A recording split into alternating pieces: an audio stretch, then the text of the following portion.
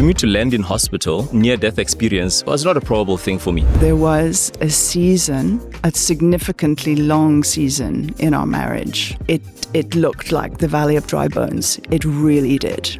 I think the Bible authors were just genius in the way they write the Bible. I'm covered. I've got my health, and then life comes and says, look at me. Yeah. There's a level where you know it's a problem when you've become too disappointed. The only way to navigate that is to keep our focus on Jehovah. All right, welcome again to Stuff We Didn't Say on Sunday. We are continuing with our What If We Believed series. And today, I got good people with me. I got Anna and Janice, who are both amazing teachers of the word. But also, I know we're not going to come up with any jingles. We don't have the right combination to create a jingle. I'm not too sure if we can pull one off, but we've got a couple of minutes. Let's see what we can do. How are you guys doing? How are you doing? Where you at? How's your week been? Before we even jump into what we're going to talk about today, Janice, how are you? I'm good. It's been a good week, and then the wheels fell off around lunchtime, and I remembered the guys who were talking last week saying, remember, like crazy traffic or something on their way here. And I was like, yeah. It's happening to you. but a good week. Thank you. Awesome. Anna, what's happening with you? Yeah, it's been a good 2 days. It's been solid. They've been 2 long days. Yeah. Today will be a long day, but I'm quite settled in it. That's great. Nothing alarming, nothing boring. It's just good. That's good. That's good. So this week, Jehovah Jireh. I think a jingle could be something along the lines of "You are enough." But Jehovah Jireh, we spoke on this from Genesis 22. Now, I find it fascinating that the most popular compound name of God is only mentioned once in the Bible. That in and of itself is worth a pause. And the context that it's coming from is Genesis 22, where Abraham has been called by God to go and offer up his son. And it's in that context that he begins to name the place Jehovah Jireh, and literally that word Jireh, it's better translated to see, perceive, inspect, consider, provide. So the Charles Spurgeon actually puts it this way, that Jehovah Jireh actually is the Lord will see to it. I found that so helpful. I don't know for you guys, as you were listening to the sermon, engaging, maybe taking notes, what are some things that stuck out to you in the sermon, particularly around this idea of the Lord will see to it? So, Anna? Yeah, I think if I had watched the previous podcast episode before Sunday, I would have then anticipated the ending. But I came into it, you gave that warning to say, I think people are going to come in expecting the money stuff, or they're going to be so surprised. I was one of those people. Not at the end, but I was like, okay, this is what it's about. But it got me to think about, when you're talking about the mention only once. Yeah. And I thought it's quite popular, possibly because, we are fallen people and we're so selfish. And so when we hear Jehovah Jireh, we think about ourselves. Yeah. And I found it quite challenging when you said the Lord will provide for himself. The Lord himself will provide. And I was like, wow, that's amazing. Because we center it about us. We think that this is about us. Our lives are about us. Everything that happens is about us. And we start to take that lens away from God. And I think that's why it only appears once, but it's so popular. Because we put ourselves in there and we think that God is here for us. But he provides so that we can fulfill his mission, so that we can fulfill his works. And so that challenged me quite profoundly. It's like, wow, that's amazing. It's been about me, but all along it has always been about him. Love that. Yeah. Yeah, that's so good. Janice, your thoughts? My thoughts were in a different direction. I find that as I prayed this week, that concept of Jehovah Jireh, the Lord will see to it, shifted my posture entirely, as I remember right in the beginning of my prayers, he has already seen to it in the most profound way possible. He has seen to my biggest need, my eternal need. He's already stepped in and seen to that need. And that shifts the way I come before God. Yeah. It shifts everything. It shifts how I see my list of requests, but it also, and more so, shifts how I see God in that interaction with him. That's good. And I think it shifted Paul. Paul puts it this way. Paul says, if God can give us his son, what else can't he give us? Exactly. I mean, I can only imagine what kind of prayer life somebody with that understanding comes with when you're requesting, that God has already given the greatest gift that one can give, to ask him for provision for this small thing. I mean, in comparison, it's just absolutely crazy. So I was really challenged by it, not only because I was preaching, but thinking through, am I positioned in a place that knows that greatest provision for me, and how that's fundamentally impacting everything. And I was actually, knowing you're going to be here today, I was thinking of you actually, because we were with you just now in hospital a couple of weeks ago, which wasn't that great. And what was meant to be maybe a quick thing ended up being a slightly longer thing. Yeah. And thinking through how the lead up to that was a massively traumatic incident with your friends and hijacking, etc. Yeah. And you were in the middle of that. And I wonder if you can maybe share a little bit of that week of your life and how the Lord saw to it. Yeah. I want to touch on what Janice said, just about the perspective that shifts when God has provided so much. Because if we look at Abraham, right, like throughout his life, like he has this massive provision. And we could even argue that Ishmael was also a provision, right? Because Ishmael gets the promise as well. I will make God says to Hagar, or the angel says to Hagar, I will make his descendants so many that you cannot count them. That was to Ishmael, not to Isaac. So the promise was already, it had already landed. But those moments, none of them, even when he got so rich and he was able to chase kings to go and get his lot and so on, none of those moments were Jehovah Jireh. He never... But this, something about Isaac, something about this one thing that he always wanted. And God comes to him one day and he says to God, what can you give him? When God gives him the covenant, he says, Lord, I'm so old. What can you possibly give me? You've given me everything. I just long for a son. And at that, once he's given that son, then it is that thing to say, you've given me everything else I've wanted, but not really as much as this one thing, like providing to your deepest need.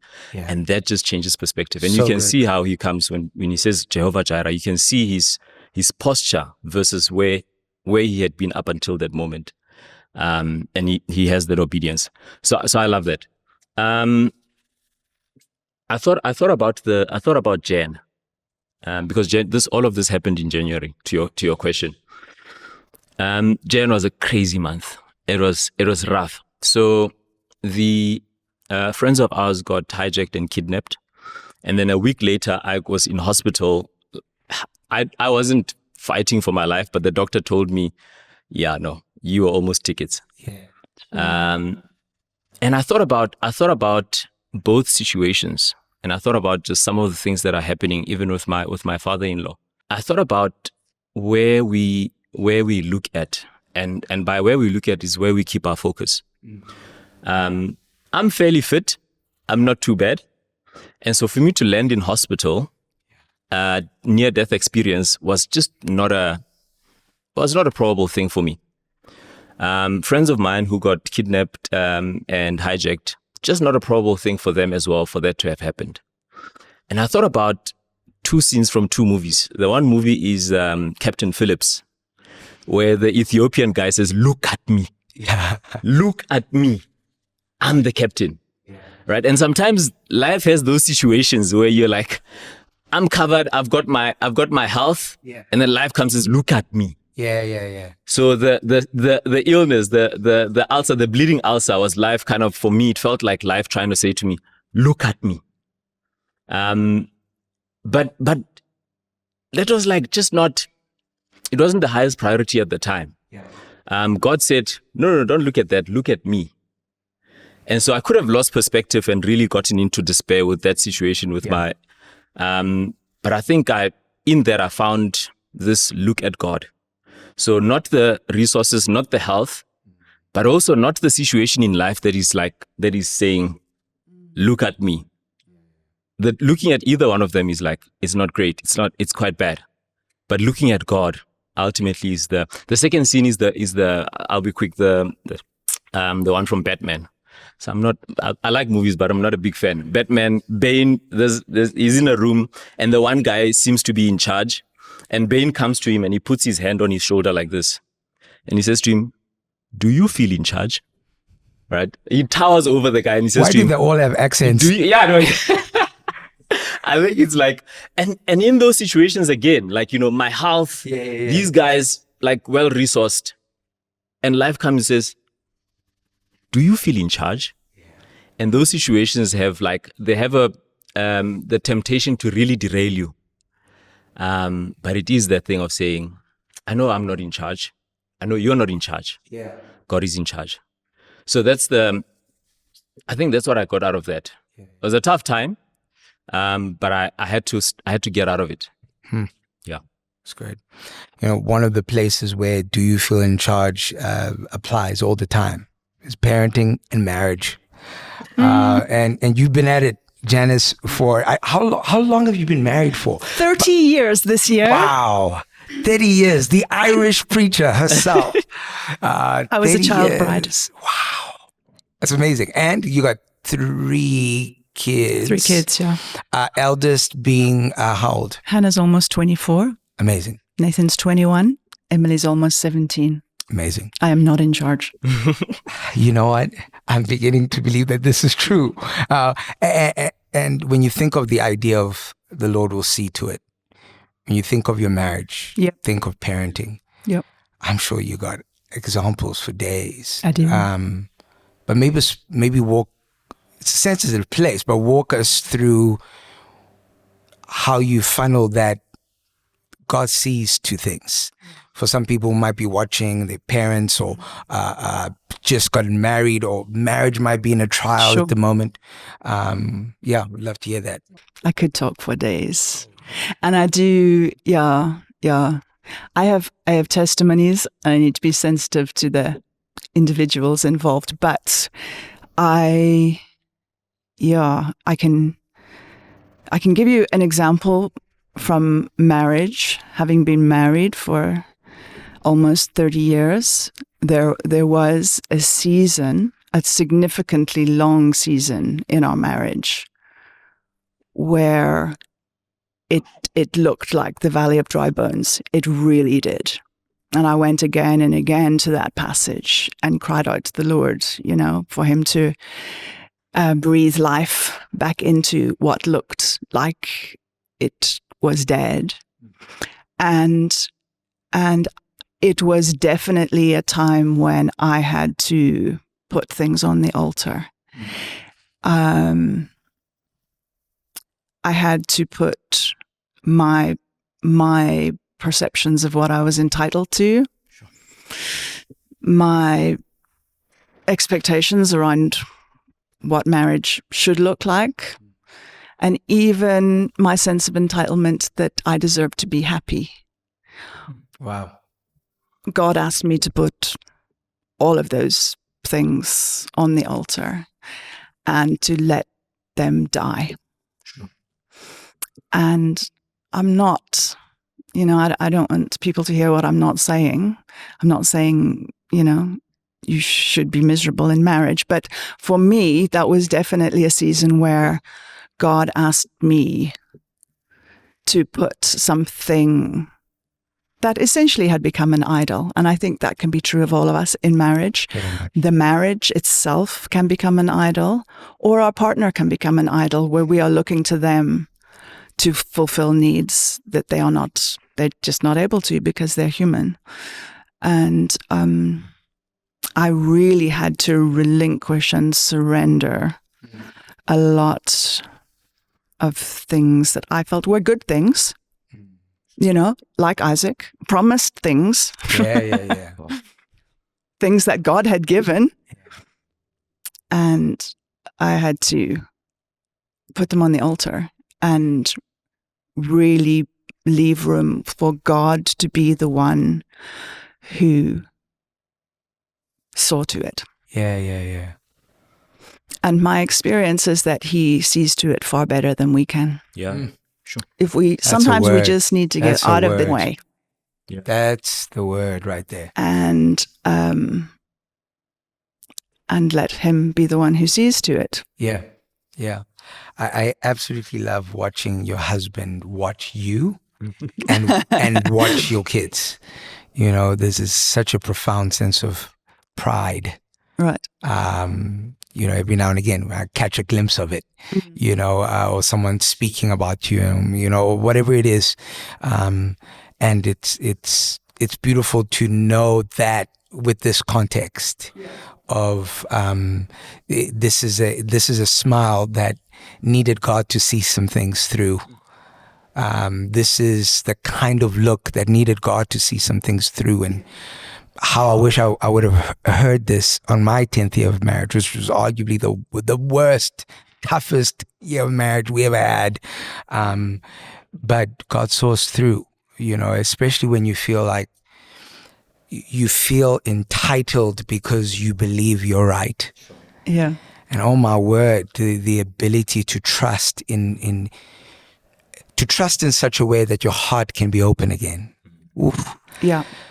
That's only, that's the Ezekiel 47. Like there are places that only God can bring back to life. Yeah.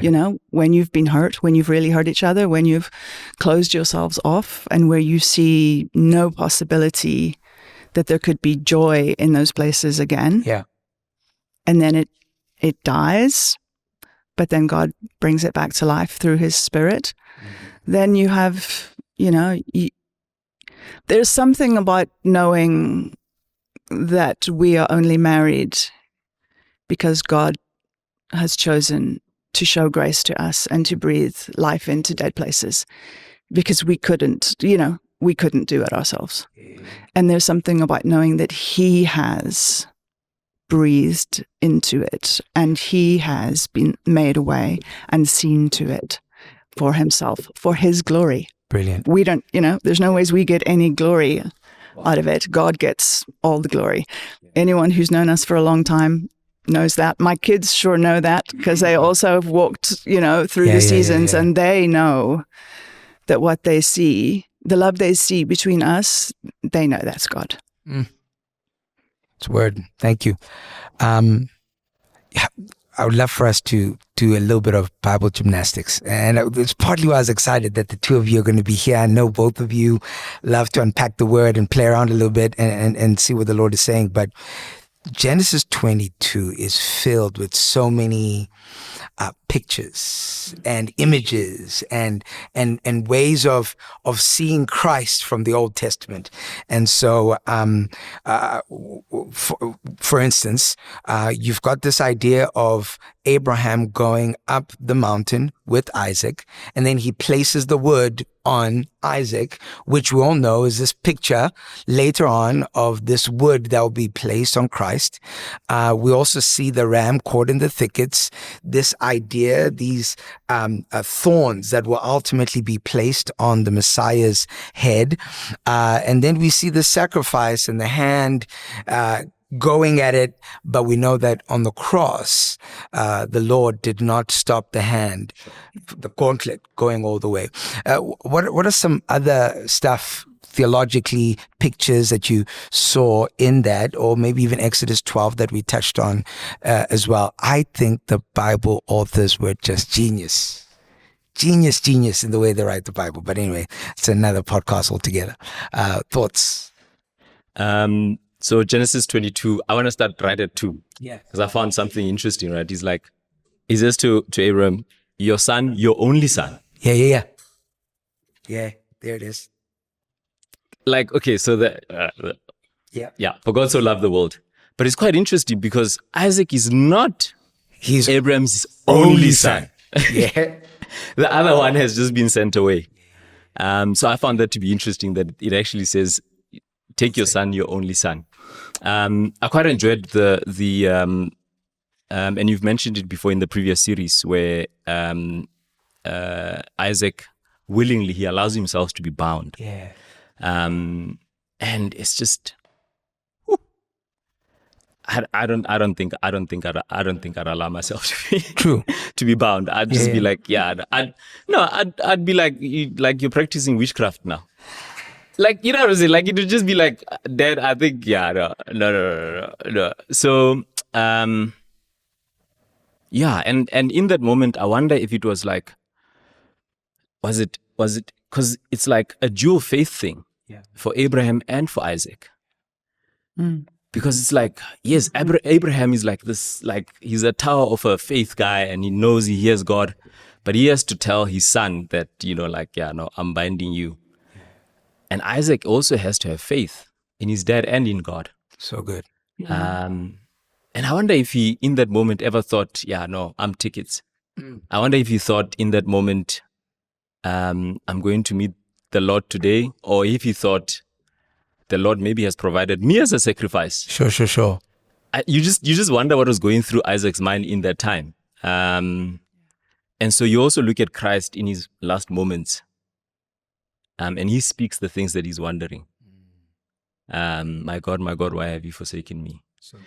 And so it's like those final moments are just Powerful. Yeah. You don't know what's going through their mind. Yeah. But definitely, it's like it's an act of faith on Abraham, but definitely an act of faith on Isaac as well. Well said. Yeah. Well said. I love that it says, Abraham says that the boy and I will travel a little further and we will worship there and we will come right back. Sure. I love, in Hebrews 11, it actually talks about that little interaction, and it says that Abraham's credited with faith because he believed that God would resurrect Isaac, even if he made him go through with it, that he was going to bring him back from the dead. And that's credited as righteousness to Abraham, which I think is so cool. I love that concept, and I love this concept of Abraham is knowing God has told him to go and kill his son, but he says, we're going to go worship. Wow. And I have been thinking about how often, what you were saying last week, 2 weeks ago, about the yielding, the surrender, our greatest act of warfare being surrendering. And I think, and that kind of lines up with that for me. Yeah. This idea that when we allow something to die that God has asked us to lay down, it's an act of worship. Yeah. And also the belief that God can resurrect it if he wants to. Yeah. It's always a mind blow for me, in terms of that resurrection faith. Yeah. And how he accredited it to him as righteousness. Because again, we spoke about this last week of the podcast, and why we actually said these two are going to tie in together is believing this justification, believing this imputed righteousness, is so critical. And I think one of the reasons we keep tripping up in things like, relational breakdowns, or tripping up in places where we're like, this is a line, I'm not going to cross this line, I'm not going to sleep before I'm married with somebody or whatever, is not being anchored in this justification of what Christ has done for us, and living with that in mind, moving forward. Not, I'm just plowing through, it's a struggle, I need to go to the cross. But actually all of life for those who believe is from the cross forward. And we keep anchoring ourselves at what the cross has done. So I always find it fascinating that it was accredited to him for righteousness. The other thing I found fascinating is the Lord will provide. Not the Lord has provided, not because he names the mountain, the Lord will provide. And this is after provision. And I think it's always a bit of a wrestle with us. It's that thing of being perfect and being made perfect. Because the Lord has provided, but the Lord will provide. And it feels, and I don't know if somebody has ever, if I heard this as a catchphrase or whatever, but it feels like A statement of fact is the Lord has provided or the Lord provides. That's a statement of fact. We know it. Yeah. The Lord will provide is a statement of faith. It's also fact because we know the Lord will provide, but it is said in faith. And it feels like we're always moving between the two, knowing that God will provide and He has provided, but venturing into the unknown with this faith, this hope that God will provide. It does feel like that continued balance. Like he comes to the end of this, he knows that God has provided, and God has provided so much for him, right up until the son. And he names this thing, the Lord will provide. It's almost like he's setting himself back to a time when he was anticipating and hoping and faithful, because he's not dead yet. The Lord will provide. Good. Yeah. And it says in James 2, don't you remember that our ancestor Abraham was declared right with God because of what he did when he offered his son Isaac on the altar? You see, he was trusting God so much that he was willing to do whatever God told him to do. Yeah. His faith was made complete by what he did, by his actions. And I think there's a connection there, right, about how our justification and our behavior have to go hand in hand. Yeah. They're one without the other almost nullifies. Yeah, so it's almost like our works don't bring us salvation, but our works are a outflow of our justification versus, I can prove that I'm saved because, or at least I can attain salvation by doing all these good things. But actually, I am showing you my faith by my works, as James says. It's like there is faith. And part of why there is faith is what I'm doing now and what I'm not doing now, right? And I think that's so anchoring in connecting those two worlds together, which sometimes we can want to split them and end up in licentiousness, where it's like it's all about grace and, and then other side where it's just religious. It's all about works, and we're trying to attain salvation through the wrong paradigms, wrong ways. Am I getting you right on that one? Yeah. And I think those links are super important. Any thoughts? Any other thoughts? Yeah, I mean, the righteousness, like all have fallen short. None of us are righteous, and yet he was credited righteous. Yeah. It's like, it's always this dichotomy with God. It's like, am I perfect? Am I not perfect? Am I righteous? Am I not righteous? It's like, but it is like that. It's like, in you have to work. You have to act. You have to move. So when God says sacrifice the kid, you have to do it. Yeah. Like you can't not do it. Like that is the act is and it's more for you than it is for God, because He knows. Also, let me give me a personal example, even with this. I remember when I got saved, I was 16. I gave my life to the Lord again when I was 17, and I think that was probably the 10th time in a year. But I just kept on tripping up in areas of sin. And it took me a while to realize that when I sin, my guilt does not mean I need to work harder so that I feel better about myself, so that I might feel like I've pushed myself to a place where now I can say I deserve His love. Yeah. Do you understand what I'm saying? Absolutely. Yeah. Right? And you kept on going. And then you're like, but I keep tripping. And not realizing that there is something about love. Something about the free gift. There's something about grace that when I know you have made me righteous, even right now on my worst day, that inspires you to go, you know what? I don't need to do this tomorrow. And sometimes it might be a growing out of the sin rather than an immediate blowing out of it. I think sometimes people go like, this whole faith thing doesn't work. I'm still stuck in the same temptation. No. Sometimes it's this gradual centering yourself in this gospel and justification, relationships and accountability. And you begin to grow out of some of those things in your life. I know that was true for me. Yeah. And what you said last week about the word grows in you and transforms you slowly. as well. Love that. Getting into that word and letting that word get into you. Let me share this question, which I think ties in well with this topic of faith and honor. This is for you.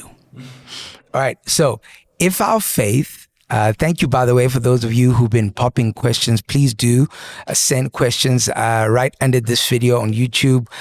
We look forward to answering them every week as we meet. So, question of the week. If our faith is not in the outcome or in the evidence of the things not yet seen, then what is the definition of faith according to Hebrews 11 verse 1? And how do these two principles interact? I think if we go from Hebrews 11, if we do 1, 2, and 3, there's maybe a bit of a hint in that. But I think can we read it? Can we read Hebrews 11, 1 to 3? Go for it. So one says, now faith is confidence in what we hope for and assurance about what we do not see. Yeah. And then 2 says, this is what the ancients were commended for. We talk about Abraham, and that's where they come. And then 3 says, by faith, we understand. Yeah. So we pause there already. It's just like, no. By learning, we understand. By reading, we understand. By understanding, we understand. By faith. Good. Okay, by faith, we understand. What do we understand? By faith, we understand that the universe was formed at God's command. So that what is seen was not made out of what was visible. Yep. And so he ties it right back to 1. And I think it's like this a lot of it is a gift. I think the understanding, the revelation from God, that's a gift. And I think if I draw that to this, by faith, we understand. I think that's maybe if we look from maybe that's on the biblical side. On the personal side, I think the outcome, and if I look at myself and I look at Abraham could have thought that God has provided would have been when he was given a flock and male servants and female servants and da-da-da-da. Yeah. That could have been God has provided. It could have been when he got Ishmael. That was his firstborn son. He had not had a child. He was 86 when he had Ishmael. That could have been God has provided. It could have been when he had done da-da-da-da. God had provided so much. Yes. But it was in this instance that he decides that this is the thing. Like, this is the one that is worthy of God has provided. For sure. And I don't want to be cliche and say, like, you'll know it when it comes. But it's just like, it's like by faith, these things are revealed to us. Yeah. And it just feels right. And, you know, when I first saw Nyaki, my wife, that was a God has provided, God will provide moment. Nice. And I mean, I don't know. I was at university. I don't know how many girls are in university. I had seen many, many people in my life. I'd seen many girls in my life, right? But this sight, this moment, God has provided. Nice. And so I don't know, like you'll know it when you know it type of thing. So yeah, I think we set ourselves on the right things, but I think it is a gift. I think that realization, that revelation often is a gift when God brings us to like, look. That faith moment. Yeah. It's great. Your thoughts on the question, Janice? I think in the context of Jehovah Jireh is living in the gap when God has not yet seen to it. Okay. Is that kind of what we're talking about? Like, we believe God has given us a promise, or he's asked us to do something, we've stepped out in faith, or we're living in that, the in-between of the now and the not yet. And we're living with the, I believe you are the God who will see to it, but you're not seeing to it. When are you going to see to it? And I think that's the space that can be very difficult, where we can become disillusioned, disappointed, lose faith. Yeah. And I think I think the key is where our focus is, like you were saying at the beginning, because if our focus is on the thing that we want God to see too, Yeah. because we can be waiting a long time for some things that we believe God has spoken over us. Very true. And it can be really hard to wait, believe, and keep trusting that God will see to it when we are not seeing any evidence of such. So good. And I think the only way to navigate that is to keep our focus on Jehovah and on what we were saying right in the beginning, what he has already seen to, the promises he has already fulfilled in our lives, not just in Jesus, although if that was the only thing, that would be enough, right? Absolutely. That should be enough to sustain our trust in him as the one who sees to it. But there's always so much more than that we can have testimony of. And that, I think, is what gets us through the gap. Well said. I think even if I had to break it down in terms of outcome versus evidence, I'm reminded of something that Mandisa said when she was here. And that there's this temptation in our prayer to actually already come with a preset picture of how this is going to be answered. Yeah. It's the outcome, right? So I can understand why you might do that, because you know your need. You know the problem, and you know the desire, maybe, you know the dream. And there's nothing wrong with desiring, nothing wrong with dreaming, nothing wrong with having the accurate budget and Excel spreadsheet that lets you know exactly how much you need. Great. The only problem is when we have constricted God to an exact outcome that he must create for us, right? Was it Mandisa who also described it as the difference between expectancy and expectation? Yes. Yeah. Very much so, right? That's it. So it's this outcome part, and then you got the evidence part, which is good. It's powerful. You got stories in your life where you remember the mountains where God provided, right? And you're like, here's what he did for marriage. Here's what he did for my work. Da-da-da. And then I read the Old Testament and I'll watch how sometimes God will adjust the strategy for the new war. Oof. Right? And then when guys go back to try and depend on the old win, they fail because they just weren't listening to what the Lord wanted to do now. And the word that the Old Testament uses is that they were presumptuous. Sure. And how their presumption led to a fundamental problem, because they used the evidence to begin to assume what God will do. Yeah. Instead of using the evidence to inspire faith to listen to God for what he wants to do, which I think is so critical. I'll never forget the late Tim Keller put it this way. He said, our faith and our hope must be based on the object, which is what we're all saying. It's like, yes, there's evidence which helps to inspire us to have faith. Yes, there's desire and outcomes that we might be longing for, but our actual faith doesn't hang on either of those. It actually hangs on the object of our faith, which is this Jesus, which is this supreme, great I am, this great Jehovah. Yeah. Do you ever wonder, like, if you look at after Abraham is born and the whole circumcision, God then makes a covenant with Abraham. Do you ever wonder if, like, Abraham thought, hey, look, God actually wanted me to sort myself out? Do you ever think that, he perceived the covenant as a reward for covering things for himself? Like, I know later on God starts talking about Sarah, but it got me to wonder, like, about, I started to evaluate things where you're like, oh, I thought, because Sarah, okay, God's not giving Sarah kids, she's barren. And maybe the reason why we went to Egypt, and even the reason why all of this happened, the Lord's grace, is that I would have this Egyptian female servant. Sure. She would carry the seed. And even when God makes the covenant and he says, and Abraham says, I'm too old, and he says, your lineage will not be carried by this other, I think it's his cousin or something like that. Yeah. But now here's Ishmael. Yeah. We've made a plan.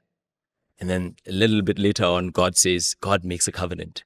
Almost as if to like, to reward that. And I wonder, like, what, like in that moment, what's Abraham thinking? Like, No, what's absolutely. that? Absolutely. And even understanding where Sarah's coming from by presenting Hagar. I mean, you waited for so long. I mean, how much more do you want to wait? You know, this tarrying promise, how long must it tarry? And getting to that place of frustration, which I think always points to be careful when you're tired. Like, be careful when you're weary. Be careful when you feel worn out. Wow. The kind of decisions you make, like, you need community. You need this word, you know, to keep you going, to keep you anchored, you know? So, yeah. very critical. Can I circle back to one of your earlier questions about themes running through the Bible? You know that verse, I looked it up earlier, I think it's in John 12:24, that says, unless a grain of wheat falls into the ground and dies, it will not bear fruit. But if it falls and dies, it will bear much fruit. And that's obviously like a picture to us of Jesus, right? And I just thought of it in the context of Abraham and Isaac and the fruitfulness that came out of Abraham's willingness to let Isaac die, and what an example it is for us, that is part of our life as well. You know, the fruitfulness that God brings out of things that apparently die. And I was wondering, a question for you and for you, Anna, but it's like a pastoral question. I think so often in our lives we don't know. You know, I'm just thinking of someone who's thinking, what is God asking me to let something die? Yeah. You know, what are my Isaacs? Is there something I'm supposed to be putting on the altar? How do we know? How do we know, you know, if you've been really contending for something in prayer and it's just, this thing is just not happening? Is God saying, put it on the altar and let it go, baby? Yeah. Man, such a good question and tough one. Let me steal from a Keller sermon. Go on then. He's speaking about marriage and like a disagreement between a husband and a wife. And then he says, you know, it is absolutely valid for you to be disappointed in this thing that your wife did, or this thing that your husband did, or whatever, or didn't do. He's like, but there's a level where you know it's a problem when you've become too disappointed. That there's a place in which you are expecting from this situation something that only God can give. And so the vast level of disappointment is a sign to you that maybe this was already sitting in a place that already, instead of her coming at me as my wife, I actually have been, you know, receiving her as the wife who is the daughter of the Most High God. And this is the standard in which she must hold because she's a Christian. She's a lover of God, and now she's disappointed me. But actually, I've been placing this image of her so high in my mind that when she fails, it goes deeper than where it should go. And I found that to be helpful for me, that there are certain desires at times that we have that are strong, and they're right to be strong. Like what Dave Chappelle says, that the greatest dream always wins in the room, right? Like it's great to feel like, man, I've got something, right? But when that dream, that desire is so strong that it can pull you to disobedience. It can pull you to a dissatisfaction in God. It can pull you. I think that's where you're going.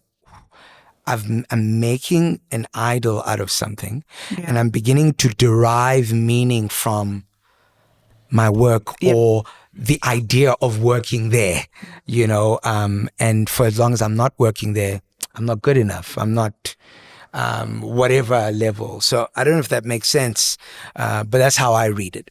Yeah, I think that's good. I have found that to be true with my kids, and with particular profound desires that I've had for what family should look like. And then, because when your kids are little, you can mold them to fit your your ideologies of what your family must look like. And then as they get older, they break out of that. And I find when I've gone through seasons where my kids have really, gone a bit haywire, it has impacted me too deeply. And Mike has had to go, what is going on with you? Like, yeah, you can be sad. Yeah, you can be upset. Yeah, you can be, pray for our kids to have some wisdom and some conviction. But actually, when it really hits me to the core and I feel broken by it, then that's become an idol. And there have been times when literally God has used that passage in Genesis 22 to say, you need to put that child on the idol, on the altar, and step back and let me provide the ram. Because you are trying, unless the Lord builds the house, the laborers build in vain, Absolutely. But there are times when you have to step back and let God build it. And I think you're so right. It's the disproportionate sense of unfairness or heartbreak or despair or anxiety or fear around something. I'm too angry. Why am I so angry? What is it pointing to? Please go ahead. I think it's Daniel who says, the Lord will rescue me even if he doesn't. And that's like, because we hardly ever pray like that, right? Like it's even if he doesn't, but it is to his glory. And it's like, it's obviously tough to think about disappointment. And that verse came to me. I was like, I had been working on something for like 5 to 6 years. Nyaki and I had committed a lot of money into it. We were building this technology, and we had like it was crazy because we had one meeting that just wiped it all away. And up until that point, we were believing like, retirement, da-da-da. Wow. And like one meeting, poof, wiped it away. 6 years. A lot of money committed to it. Wow. And in that moment, right, like it is disappointing, but in that moment I had to and I was very fortunate that God didn't first take me down before bringing me to the moment of like, this was not a waste. And it has brought glory to his name. And I had seen it in the 6 years, because there's just no way that you're a Christian and you live for 6 years and you don't see God's hand in the things that you do. And it is that outcome thing, like the outcome was very different from what we expected, very, very different from what we expected. And it was very disappointing. But the verse that I got to was even if he doesn't, and that's the one that I wrestled with for a while. So good. To wake up in the morning to know that it is unto the Lord. It's not for me. Like even the things that we dream and love and aspire to, all of those things, they have to be unto the Lord. Because even if he doesn't, it has to be to his glory. So do you have a testimony of that verse from John 12? Is it John 12? Like you obviously allowed that thing to die. In faith. Have you seen God bring something else out of it that's been fruitful? Yeah, I think that jobs for me, like there's been jobs that I had to walk away from. And Nyaki will tell you that like jobs usually come to me. Like if I have to fight for something, and even if it looks like absolutely amazing, if I fought for it, I have to let it go. And it usually comes back. God just gives it. It's weird. I hope it doesn't. It's not the last time. The Lord will provide. So I've had to turn away from like amazing opportunities because I went searching for them. And Nyaki would be like, but you know how like your kind of thing works. It seems like you worked a little too hard for that. You need to let it go. You seem to be working very hard at this. It doesn't quite fit with A, B, and C. Yeah. You need to allow that. And God always came back with something that was like, I thought that was great. He comes back with something else that's just like, Yeah. Wow. Amazing. Yeah. I love the personalness of that, in that, like, you know the kind of person you are, and high achiever, all these, and Nyaki does.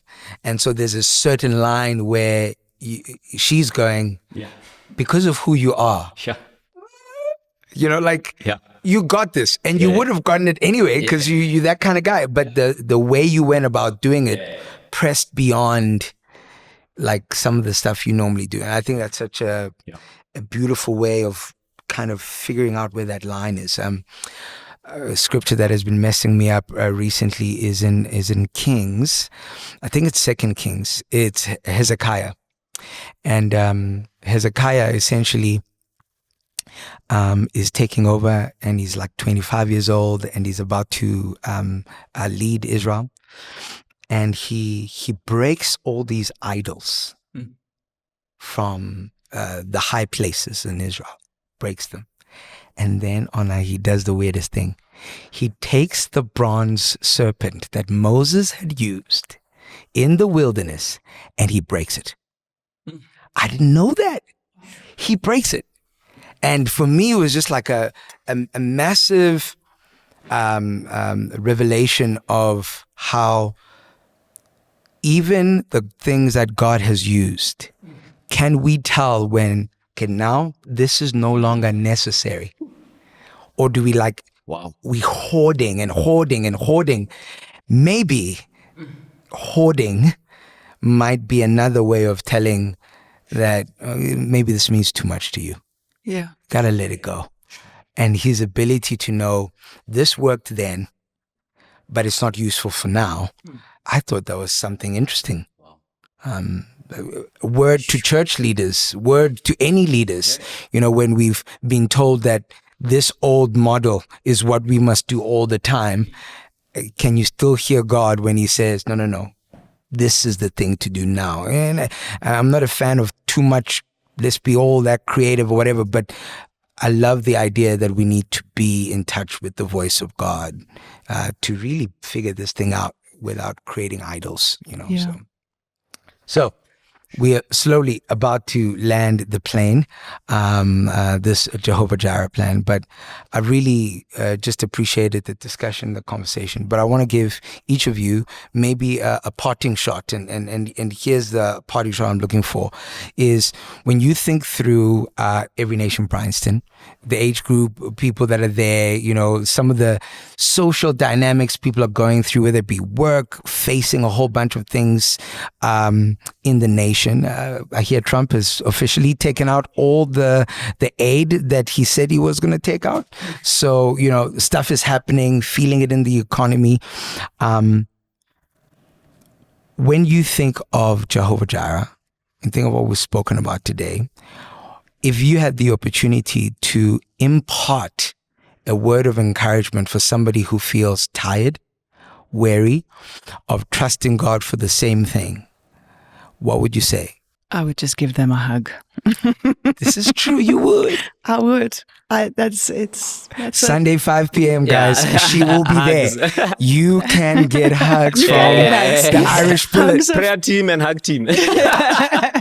I think one of the joys of getting older is that you have lots of life experience to look back and track the faithfulness of God.